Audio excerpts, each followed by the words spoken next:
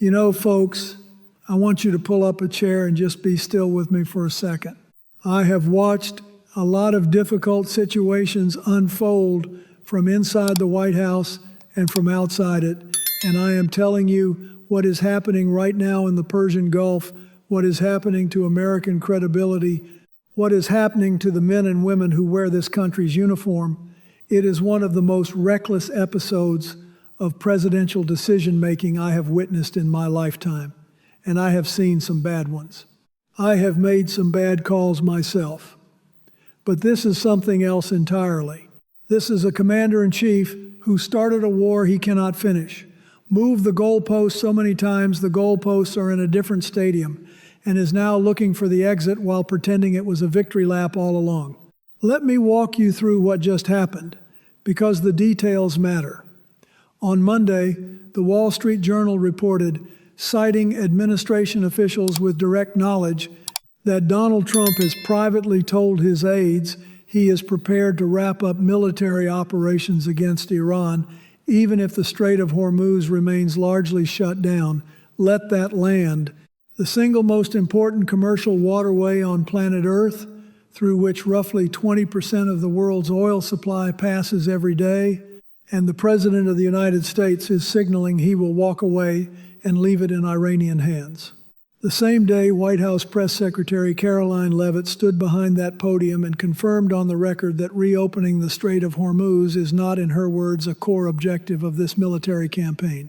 Hours later, Secretary of State Marco Rubio told Al Jazeera the strait would reopen one way or another, either through Iranian compliance with international law or through some future multinational coalition effort. And then, almost as if the left hand had never met the right, Trump himself posted on Truth Social, threatening to destroy every power plant, every oil well, Karg Island, and possibly every desalination facility in the country if a deal was not reached. That is 4 different positions from the same government in a single afternoon. Now, we need to talk about something that most people are not paying close enough attention to, and we will come back to it, because it is the part of this story that keeps me awake at night. It is not the military strikes. It is not even the oil prices, which hit $103 a barrel this week for West Texas Intermediate, nearly double what Americans were paying at the start of the year. It is what Iran is building while everybody is watching the explosions. Iran is constructing a new security architecture for the Persian Gulf, and if this administration does not understand that, the consequences will last a generation. But first, let me take you through how we arrived at this disaster, because you cannot understand where we are unless you understand the chain of choices that brought us here. On February 28, 2026, the United States and Israel launched coordinated surprise airstrikes across Iran. They killed Supreme Leader Ali Khamenei and a significant number of senior Iranian officials. Dozens of civilians died in those initial hours. Now, I want to be fair. There were legitimate security concerns regarding Iran. Their nuclear program was advancing. Their support for proxy groups across the region was destabilizing. And the brutal crackdown on Iranian protesters in January, where Iranian security forces killed thousands of their own citizens, was a genuine humanitarian horror. Those facts are real.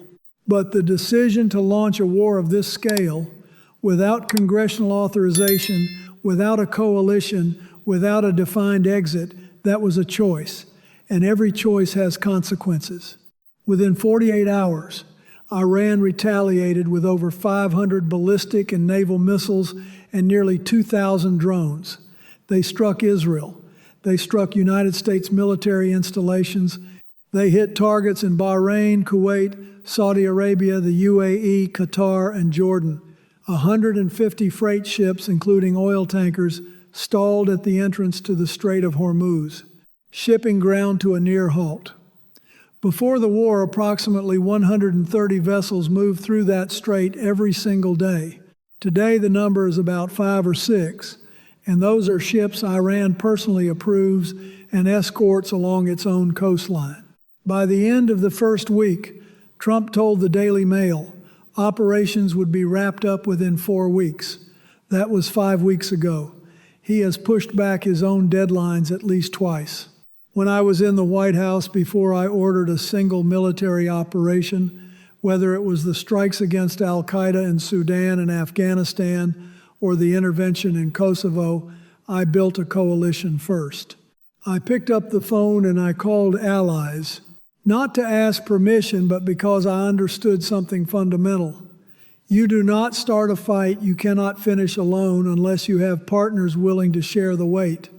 This administration called nobody, and now they are complaining that nobody showed up. Let me tell you something. Most people think this war is about destroying Iran's military. In reality, it has become something much stranger. It has become a negotiation over who gets to tax shipping in the Persian Gulf. Iran's Parliamentary National Security Committee has approved draft legislation formally codifying Iranian sovereignty over the Strait of Hormuz. Under this plan, ships from nations deemed hostile, the United States, Israel, and countries that impose sanctions on Tehran would be banned entirely. Ships from friendly nations would pass free. Everyone else would pay a toll of $2 million, payable in Chinese yuan. At least 2 vessels have already paid. Ships seeking passage now submit their cargo manifest, crew list, ownership details, and destination port to the Islamic Revolutionary Guard Corps for approval. They are then escorted through Iranian territorial waters under armed guard. That is not a wartime emergency measure. Iran intends to make it permanent. And here is what concerns me most. While the Trump administration argues with itself about whether reopening the strait even matters, Iran's foreign minister, Abbas Araghchi, posted a photograph this week standing next to the wreckage of an American AWACS reconnaissance aircraft, the crown jewel of the United States Air Force's aerial command system, destroyed in Riyadh by Iranian strikes. His message was not directed at Washington. It was directed at Saudi Arabia, Kuwait, Bahrain, and the Emirates. He wrote that Iran respects these nations as brothers, that Iran's operations target only the aggressors who drag the region into war, and then he added 5 words that should concern every American strategist: high time to eject U.S. forces. Do you see what is happening? Iran is not just fighting a military campaign, it is making a political argument to the Arab world. The argument goes like this: the American security umbrella did not protect you, it made you a target. What did you get in return? Bombed ports, damaged oil depots, a Kuwaiti tanker struck by a drone off the coast of Dubai just 2 nights ago, an oil depot in Haifa hit by Iranian missiles. The message is plain. We can reach you whenever we want. Maybe you should be making a deal with us instead. Towards the end, I want to show you why this is not just about Iran, why this is about the entire global order that America spent 70 years building. Now, I want to take a moment here because I think there is a dangerous oversimplification floating around, and I have heard it from some very experienced people who should know better. Retired Brigadier General Steve Anderson said something this week that got a lot of attention. He called the IRGC committed religious fanatics and said there is no fanatic like a religious fanatic. He said they are fighting for Allah, not for Iran, and that it is a kill or be killed situation. Let me tell you something. I do not doubt the general's credentials, but that framing misses the picture almost entirely. Iran is not a collection of zealots stumbling around with rifles and prayer beads. It is a nation of over 88 million people with one of the most advanced engineering and university systems in the Middle East. Their drone and missile technology is sophisticated enough that Russia relies on Iranian-made Shahed drones for its invasion of Ukraine. Their ballistic missile program has advanced to the point where, according to Iran's own military sources, they have fired over 500 ballistic and naval missiles since this conflict began, and a significant portion of those reached their targets. This is a nation that manufactures precision weaponry at industrial scale. And here is a fact that deserves more attention. In 2026, Wars are not won with conventional air superiority alone. They are won with FPV drone swarms, loitering munitions, anti-ship cruise missiles, and distributed launch systems that are nearly impossible to eliminate from the air. Every military analyst worth their rank knows this. The Pentagon knows this. And yet this administration walked into Iran as if it were 1991. And that brings me to the retreat that nobody wants to call a retreat. Remember the promises. Remember when they said regime change was the objective. Remember when they said the Iranian people would pour into the streets to welcome liberation. Remember when Pete Hegseth invoked the name of Jesus Christ to justify the bombing campaign, and even Pope Leo XIV essentially condemned the approach without naming the administration directly. Remember when Donald Trump declared he had fully obliterated Iran's missile launching capabilities? He had not.